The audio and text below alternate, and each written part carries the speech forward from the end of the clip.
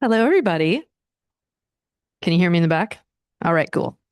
Hi, my name is Courtney Shaw. I'm the facilitator of our series on community conversations. And today I'm going to welcome back one of my favorite speakers because he always adds things to my to be read pile.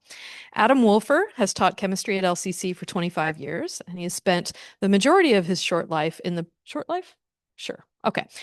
Sorry, that was rude. Of his short life in the Pacific Northwest, but spent a significant portion and most of his childhood in the Rocky Mountain region. He still considers the Rocky Mountain region of northern Montana as his spiritual center. He is an avid reader and actor in local theater. Please welcome Adam Wolfer.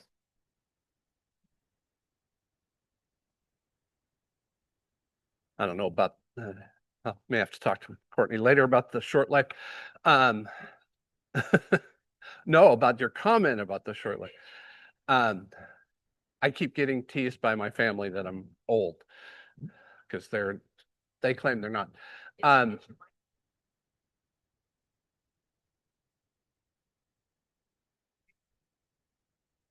okay, now is the sound on?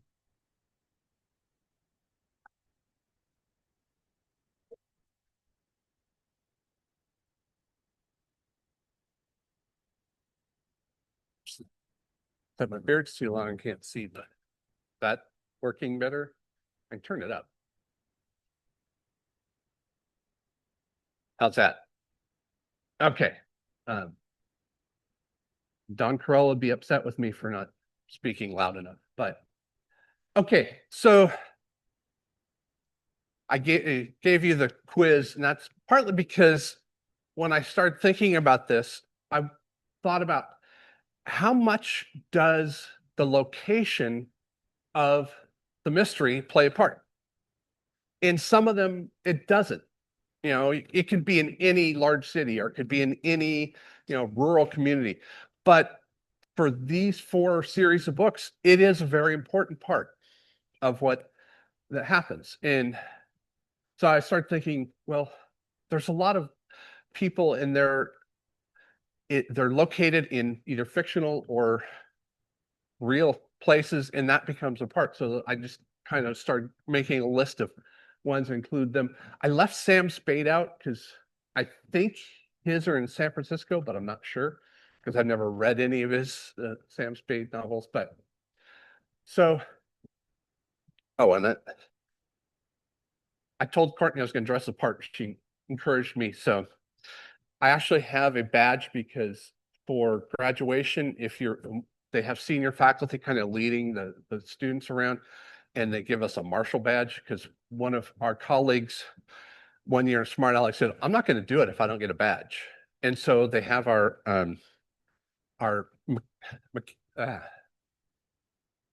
some of our students in the professional technical field make badges for us every year. So I have like a collection of them now because I've done it for several years. I am,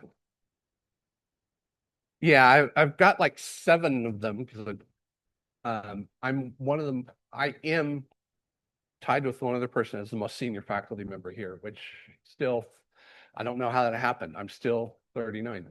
Um, so what do you know about the, well, this, I teach in this room. I don't have this much problem with mics when I'm teaching. Of course, I don't have a badge on them. What do you know about the Rocky Mountain regions, Montana and Wyoming in particular? A lot of snow, mountainous. From our former geography teacher. That's good thing you recognize that. So I was reading some of the things I had underlined in some of the books, and I found this one. Having lived for the first 13 years of my life in Montana, this is very true, but you never know what kind of weather you're going to get in the fall in Montana. In fact, it's impossible to live along the Continental Divide without constantly monitoring its ever-changing weather. An afternoon can easily drop from 70 degrees to 45 with an accumulation of a few nasty clouds over the mountains. And actually, my mom tells a story of during Memorial Day weekend, my mom's next oldest sister was visiting with her 5 children. So they put us in a tent in the backyard and had to rescue us in the middle of the night because there was 2 inches of snow. Um, and she said none of us kids woke up. We just were curled way in the bottom of our suitcases, or not sleeping bags. Okay, so the Rocky Mountains run, come on, and the battery must be going down this spine in the United States. So basically through Montana, Colorado, Wyoming, Utah, Idaho, etc. A couple of those states I've lived in, and this will make David happy. I saw a diagram like this either outside in David's classroom or when I was at Colorado or Oregon State in graduate school, but this is kind of a slice of the United States. So you've got the Rocky Mountains up here and some in the Sierra Nevada. So the mountains that I lived in the couple of years I lived in New York and Vermont are nothing. And I kept getting in trouble with my colleagues as they say, well, we have to drive through the mountain passes. I'm like, I've been here a year. I haven't seen a mountain pass yet. And they're like, no, those are real mountains. I'm like, I'm from the Rockies. And I should have pulled up this. We didn't have the internet back then, so I couldn't, but and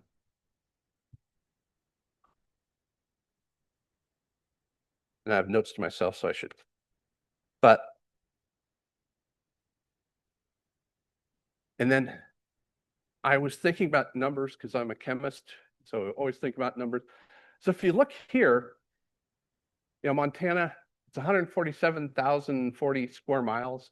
It's the fourth largest state, which I knew from memory because we were always told that growing up in grade school. Population of slightly over 1 million. So it's ranked the 43rd state as far as population, United States. And then the population density, it's the 48th. There are 47 states with a higher population density than Montana. Wyoming, 97,813 square miles. Population, which makes it the 10th largest state. There are a little over 500,000 people in the state, which makes it the least populated state in the United States. It has a density of 6 people per square mile, excuse me. And so it's ranked 49th. Alaska is ranked 50th as far as the population density, mostly because it's the largest state by a lot. And actually by population, Alaska is the 48th state by population. So it has a little bit more than Wyoming. So I included Washington and Oregon just to see the difference. I didn't realize Washington is actually considerably smaller than Oregon as far as square miles, but it's ranked 13th as far as population. And I include Cowlitz County just for comparison. So we have 95 people per square mile in Cowlitz County, which would make it the 28th. If it were a state, it would be the 28th state by population density. Now, those are, we all live here, and it's like, no, it's kind of a lot of open area, but so it's kind of different. So that also helps you to think what it's like in Montana and Wyoming, where, there are between 6 and 8 people per square mile. So one of my favorite series is the Longmire series. And I found this quote from the author, Craig Johnson. It says, there's a fascination with the epic romantic landscape of the American West, and living in Ucross, Wyoming, population 25. It's in all of his biographies what the population of that town is. Got me thinking about a different type of protagonist, one who lived in the least populated county in the country's least populated state. So in his books, and he changes a couple times. I was looking up trying to find he listed as between Where did I write it down?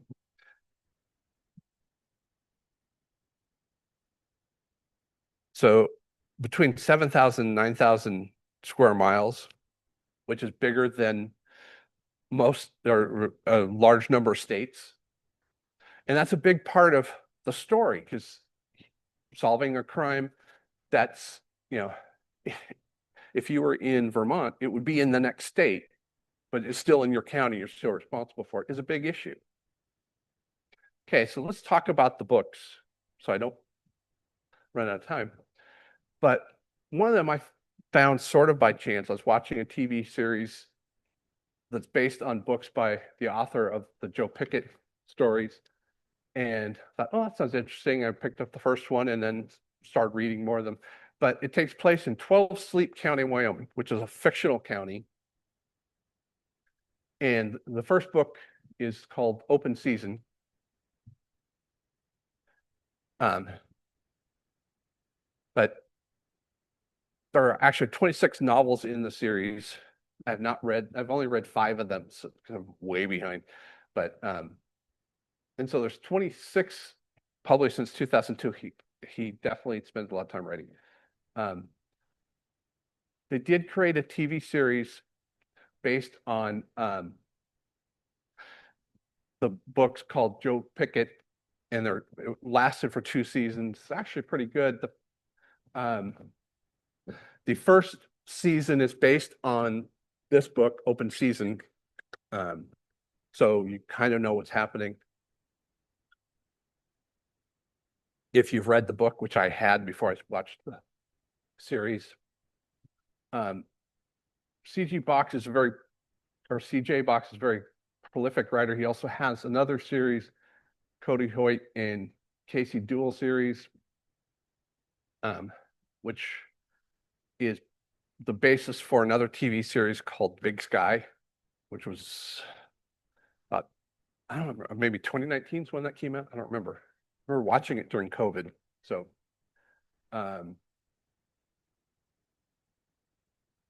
but in this story, it introduced Joe Pickett. He's a game warden in Wyoming.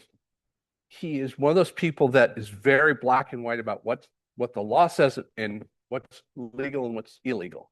No kind of middle ground. So one of the reasons he's in 12 Sleep County is it's semi-punishment because he gave a ticket to the Wyoming state governor for fishing without a license. He knew it was the governor, but the governor didn't have his license on him. So that happened before the series started. But it says a lot about Joe Pickett. And going back a little bit, you learn more that part of that is because of his abusive childhood. He wants to protect people, and that's why he became a game warden. But in it also, a couple of other things happen.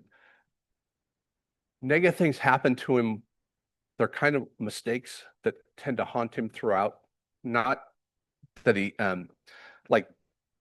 he goes to arrest someone and that person ends up getting the drop on him and handcuffing him, in the first novel, and then similar things happen.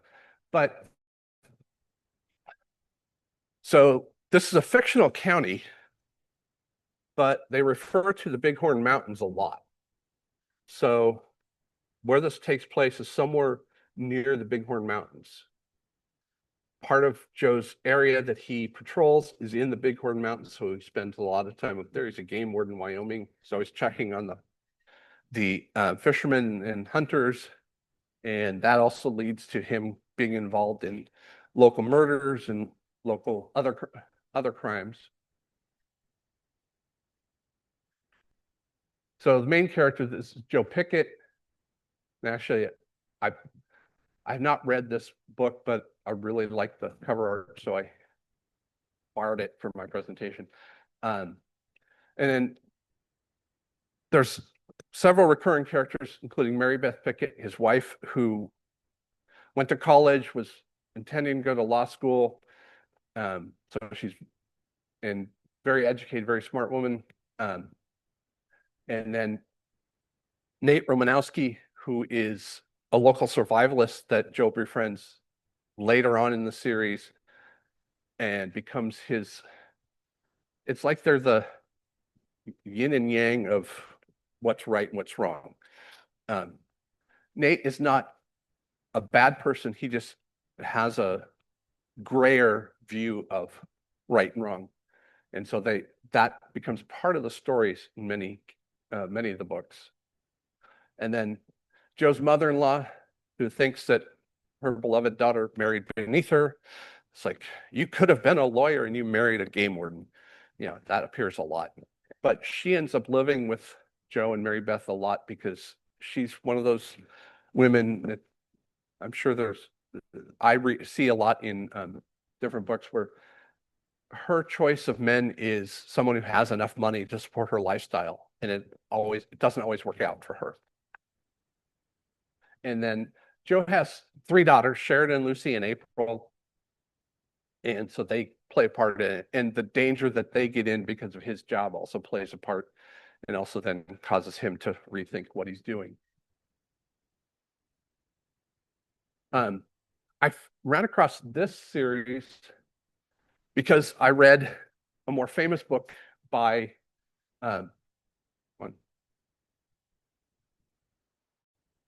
A.B. Guthrie Jr., who wrote The Big Sky, famous Western novel. And this takes place in the fictional town of Midbury, Montana, which I'm assuming is actually Shoto, Montana, which I'm sort of familiar with. I have lots of relatives in that area. Oh, I should mention, my mom was one of 11 children in north central Montana. I have a lot of relatives. My wife says I'm related to half of Montana. That's an exaggeration. I figure it's about a third. So he, in 1974, after being famous for the Big Sky and Way West and several other novels, he decided to write some crime novels, and so he created Chick Charleston, who is the sheriff of the county, which isn't always. I looked back, I could not find a reference to what county it is, but they refer to the city, so I stuck with that. But there's 5 novellas in there. But in 1943, he published his first book, which is also a crime novel, murder mystery, because he had had some tragedy in his life at that point, was trying to deal with it, and by his own admission, he'd started writing as a way. He was a journalist, and it was writing was a little bit of his therapy. So he published Murders in Moondance, 1943, which he combined his love of the West and murder mysteries into one. He said he hadn't seen that happen before, so he decided he was going to do that. It was reasonably successful, but he kept working as a journalist. He then went through the writing program at Harvard, and in that he came up with The Big Sky, which is his #1 bestseller book. And then he wrote The Way West. At that point, he retired as a journalist and moved back to Shoto, Montana, where he was from, bought a ranch, and lived there the rest of his life, sometimes teaching writing as a sideline. He also wrote the Western movie, Shane. Anyone seen that movie? Oh, only one person? Huh? It's a great movie. It's a classic Western, and it's referenced a lot. He also wrote The Kentuckian, which I have not seen. I've seen Shane, but so The Way West, he won a Pulitzer Prize for that book. It's about the Oregon Trail, and so one of the characters from The Big Sky goes back to Missouri and then is hired to lead a wagon train from Missouri to Oregon, and then their adventures in that. They're both really good books. But then he also was nominated for an Oscar for a screenplay for Shane. So here's Shoto, Montana. It's just outside the Rocky Mountain region. Like I said, I'm really familiar with this area because of relatives there.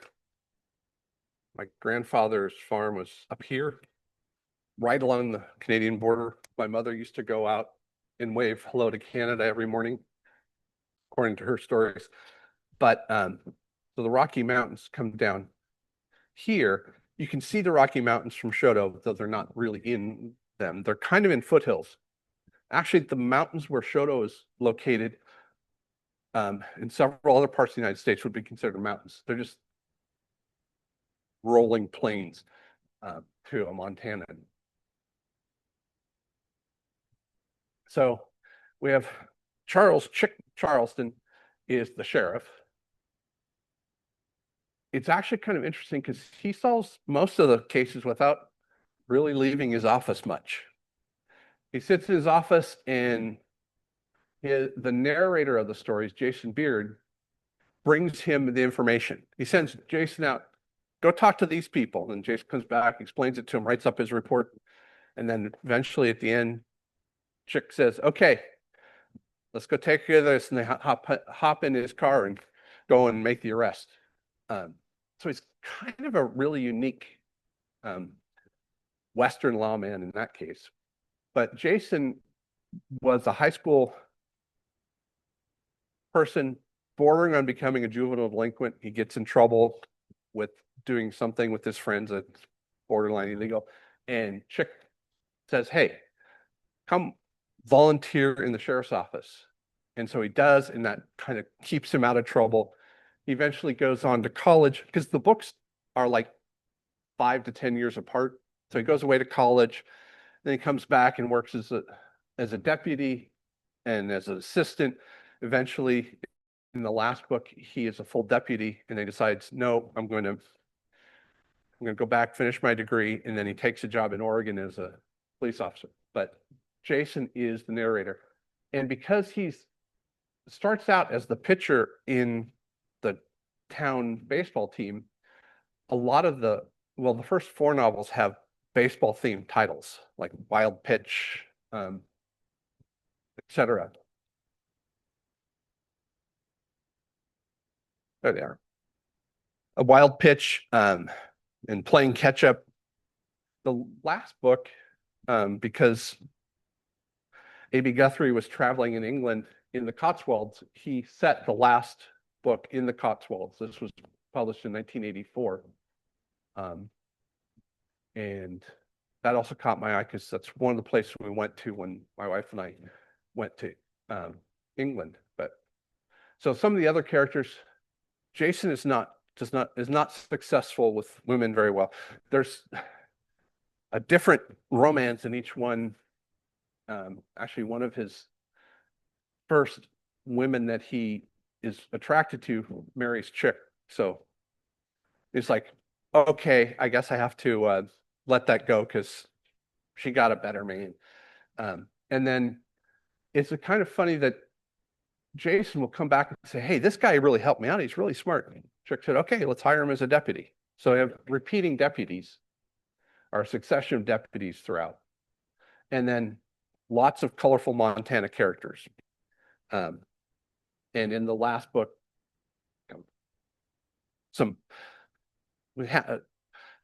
it's sort of the fish out of water story. You know, there's a Montana sheriff goes to England. There's a murder, and they ask him to help investigate it. So it's kind of interesting to get that perspective. And then my Aunt Leanne, who is a corrupting influence in my life. She is the wife of my mom's youngest brother. My mom was 10th of 11. Uncle Ed is the 11th of 11. She was an English teacher, very well read. Every time I go to our family cabin in Montana, there's new books that she has left there. And so when I was like 12 years old, I was there, and there was an Agatha Christie mystery called Halloween Party. So I started reading it.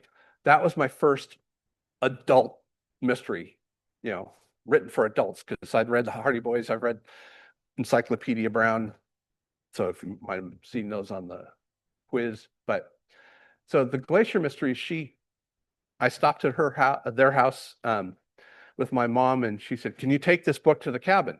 It was the first book in this series called The Wild Inside, is that first one, and so it takes place in Glacier Park and involves a murder where the grizzly bear has eaten part of the person that was murdered.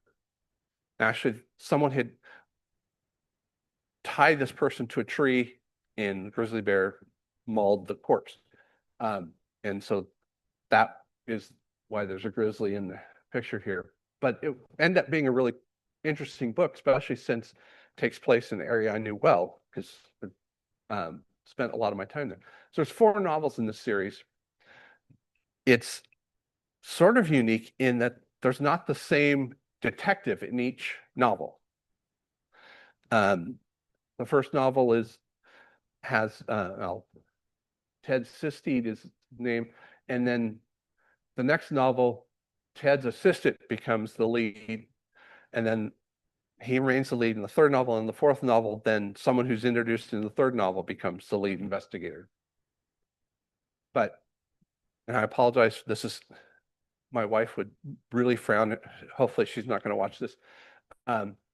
This is a picture from the front of one of the books. I read them on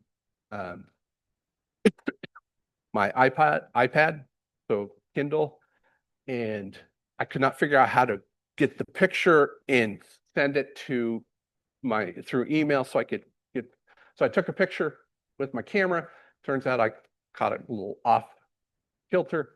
So, but here's a picture of Glacier National Park, and this is from the second or third.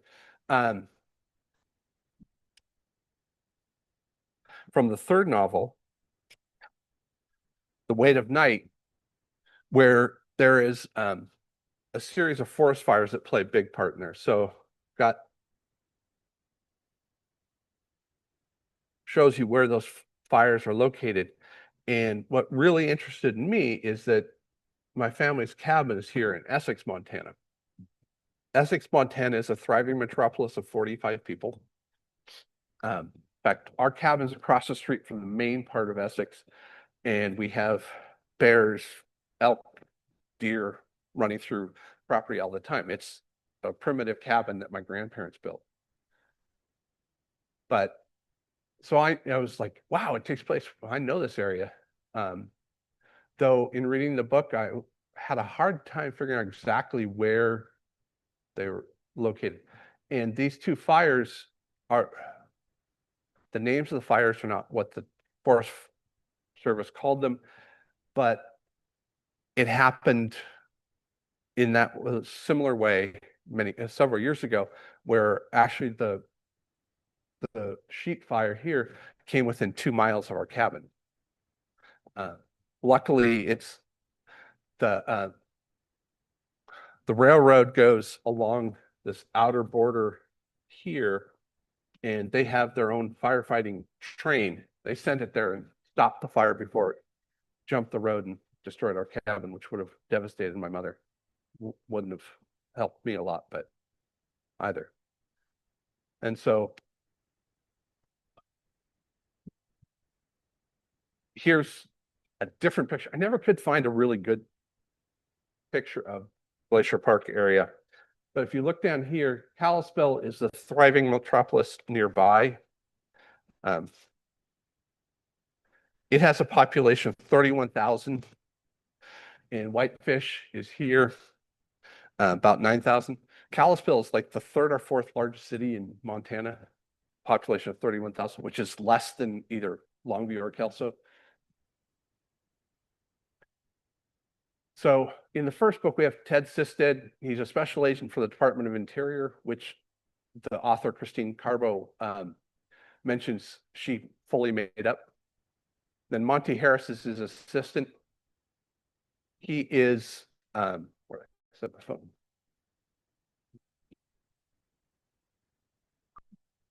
He is a park ranger working for the park as a park police officer.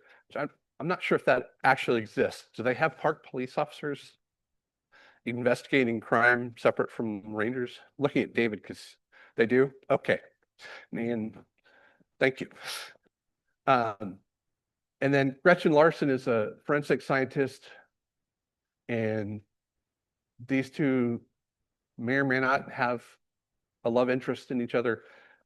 In the books they appear in together. And then Allie Page, who's an FBI agent assigned to Kalispell, where it used to be that if you're an FBI agent in Montana, it meant you were being punished.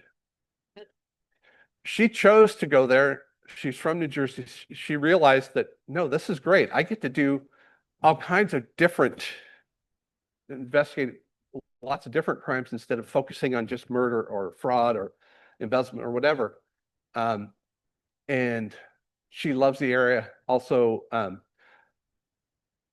she has a daughter with Landon Reeve. The relationship didn't work out, but they share the daughter and they have decided to stay in each other's lives. So the daughter has both father and mother. So Ted is the narrator of the first novel. Monty is the narrator of the second. And then Monty and Gretchen share chapters in the third. And then Allie and Landon are the narrators of different chapters in the fourth, which is interesting, but a little different. Okay. And one of the things I found interesting about all of them is that all have some tragedy in their life that led to them being working in as an officer or agent, and that becomes a part of the story in all of them.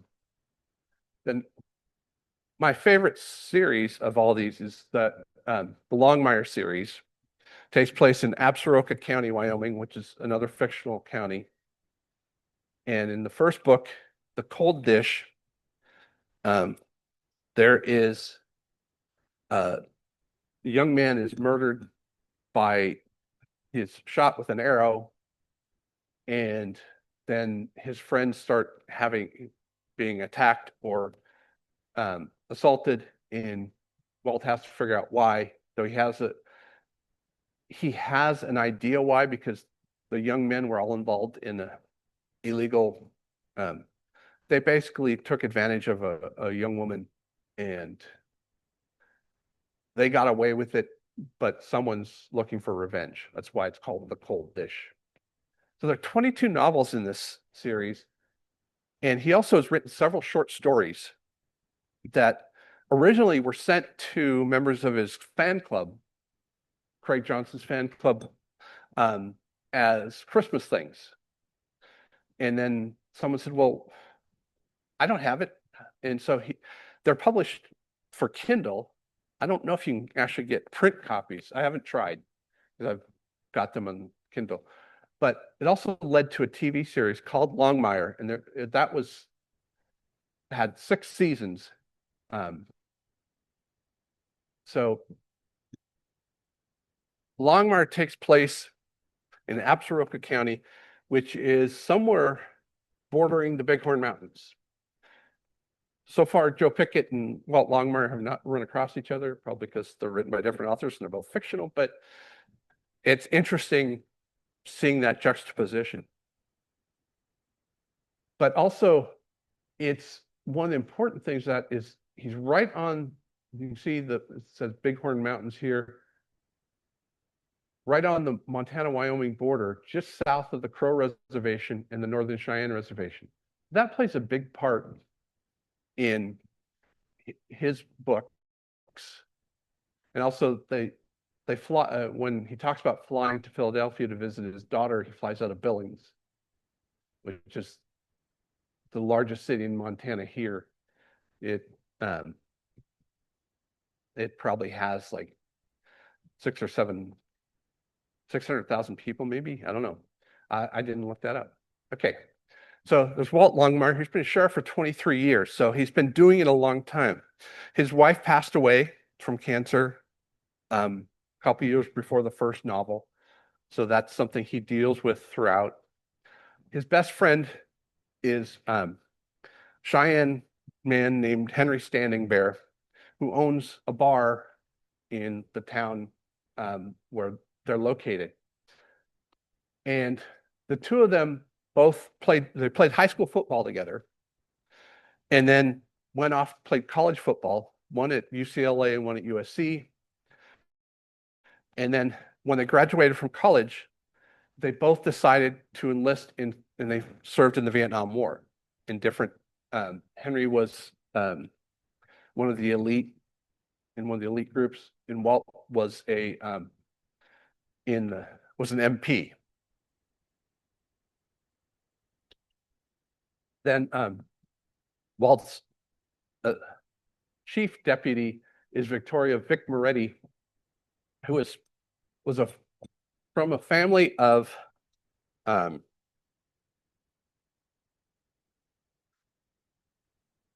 is from a family of police officers in Philadelphia, and she decides she needs to get out of Philadelphia and goes to Wyoming. In the TV series, they create a different backstory for her, but kind of interesting. But I really like her character. In one of the books, she's described as a beautiful, intelligent woman with a body like Salome and a mouth like a saltwater crocodile. Um,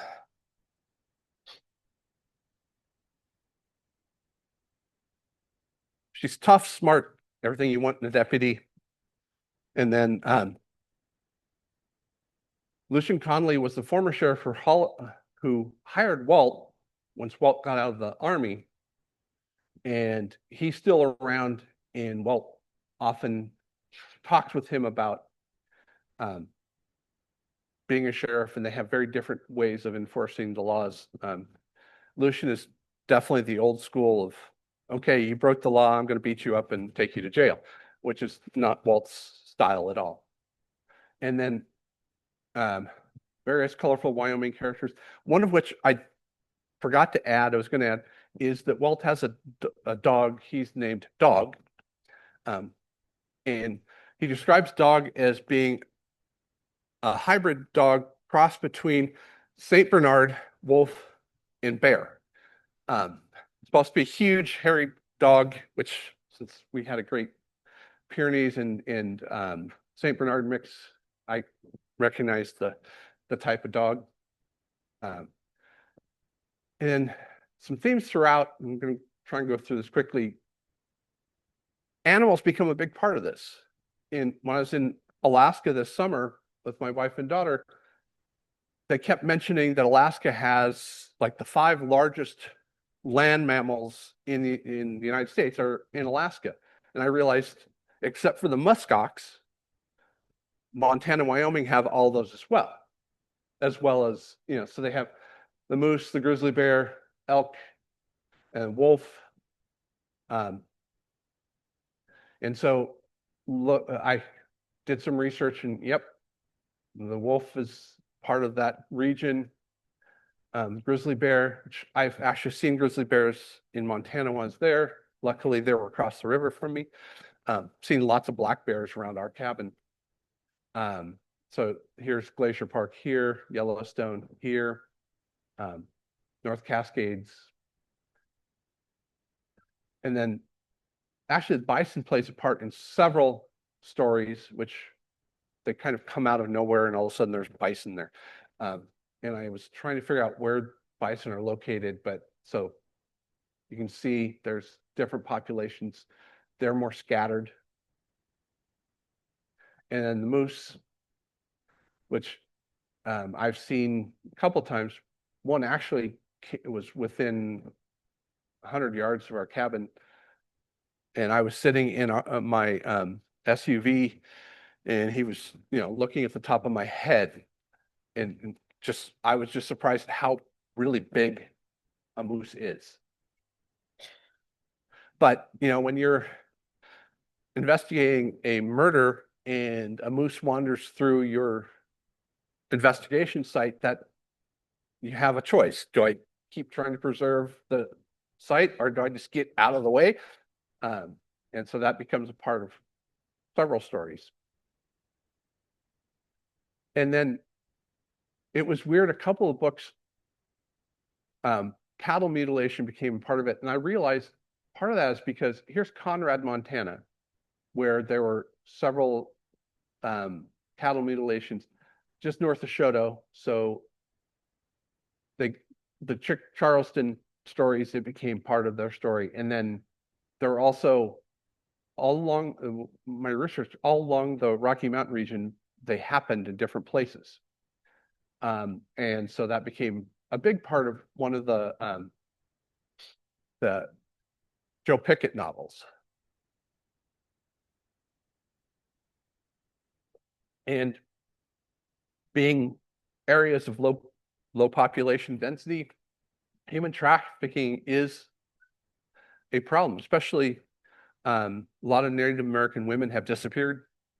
That's a big issue in Montana and Wyoming, where the question if the law enforcement are actually doing anything about it, that appears in a lot. So that's been part of a couple of novels, two of the novels by in the Longmire series, and then in the Joe Pickett TV series, the entire season 2 that's a major part of that.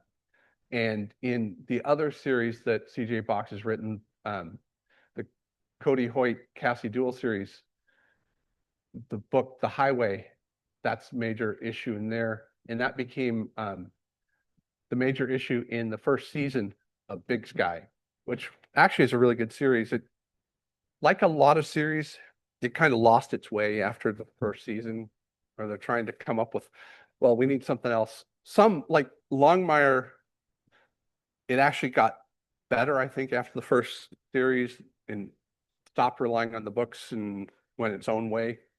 Big Sky, I don't know if it relied on the books. I haven't read any of them, but they kept coming up with things that, that were a little confusing. But, and I asked Mary Bond, who's the director of the nursing program here, is it normal to be hit on the head and be okay after being knocked unconscious?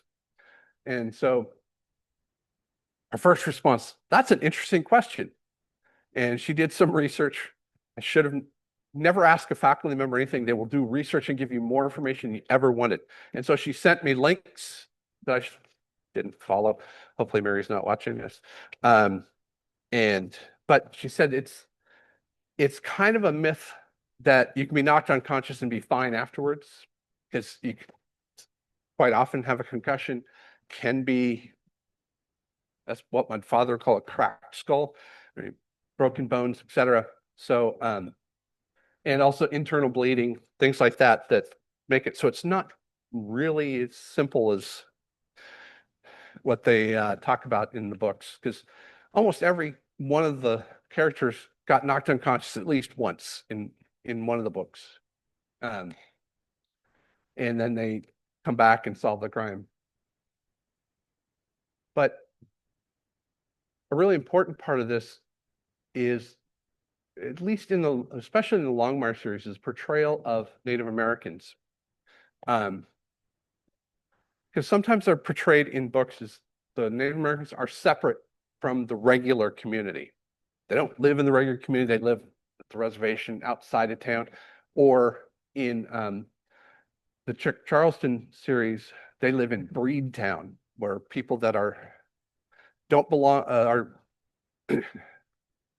they're written in the 70s, so some of the terminology is inappropriate nowadays, but basically they're not full-blooded Native American, they're not white, so they don't live in either community. And then describes reservation life. And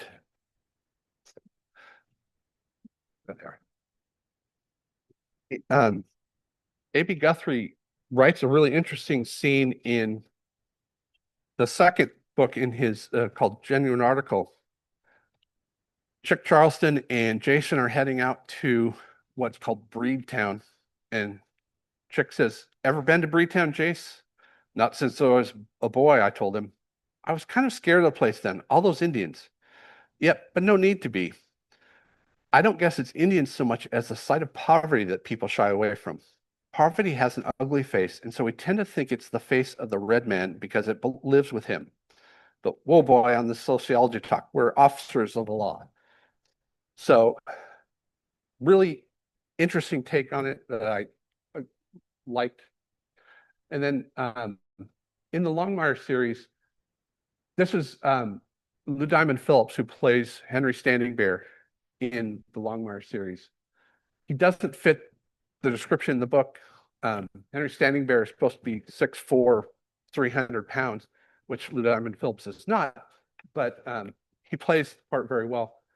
And he shares the history of the Cheyenne and the Crow people with Longmire, and Longmire appreciates their contribution, their history in the area, and he also spends time on the two different reservations working with their police, their tribal police, in solving mysteries, in playing a part of it. And then, especially, Walt Longmire becomes a very spiritual person in there, and he's visited by the old Cheyenne. So when he's in danger, he has visions of the old Cheyenne who lead him a to a solution. Okay.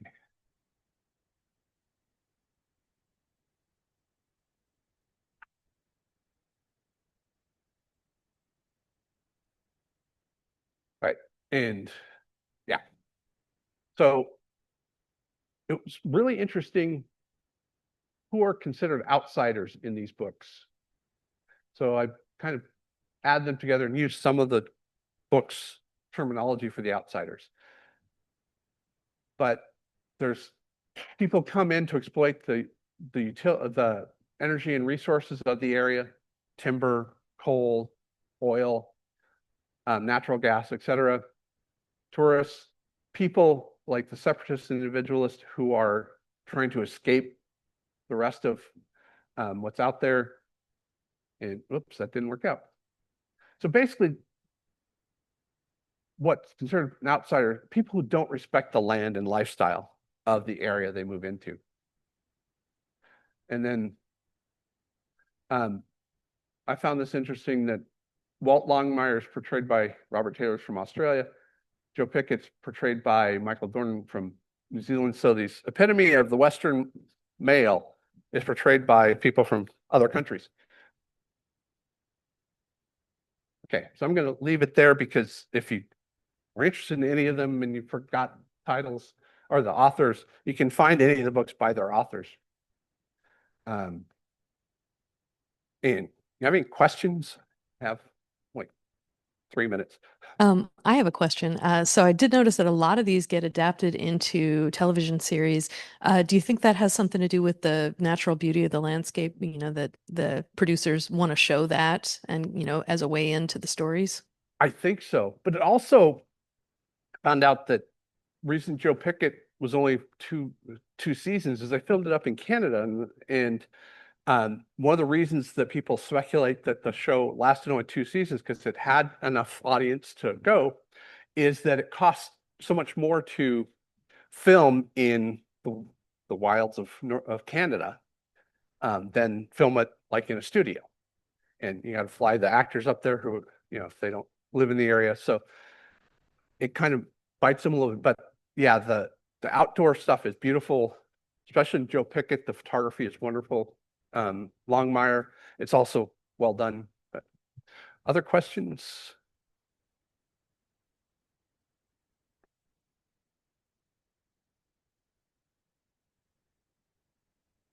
So thank you to some people who also make sure to mention my Aunt Leanne. She's one of my favorite aunts. I have to put top 20 so I don't offend any of my other aunts because coming from a big family, you have a lot.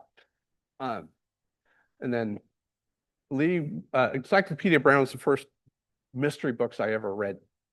And then Mary, who is here and is going to be presenting later, I don't know how many weeks, October 30th, she emailed me and had questions, and I realized I need to focus on what I'm doing. And so that helped me to figure because she asked me, "What are you doing?" I'm like, I don't know. Just been reading all these books. And then I've met Craig Johnson a couple times when he comes to Portland to Powell's books. I go and get autographed copies of his books. So they're the only ones I have in hardback. Because I know it disappoints Courtney, but I only have 4 books. The rest of them are all on my Kindle. And then my wife and daughter who help me, encourage me, and let me read once in a while. Okay, and references, which just because I'm an academic, I have to. And of course, I'm gonna put in a plug for our local library just across the street. So if you are curious about any of these books, go check out the Longview Public Library. Yeah, and then I do know the LCC library has a couple of the Joe Pickett novels. They don't have any of the others, but one And for a please join signature. us again next week. Thank you very much, Adam.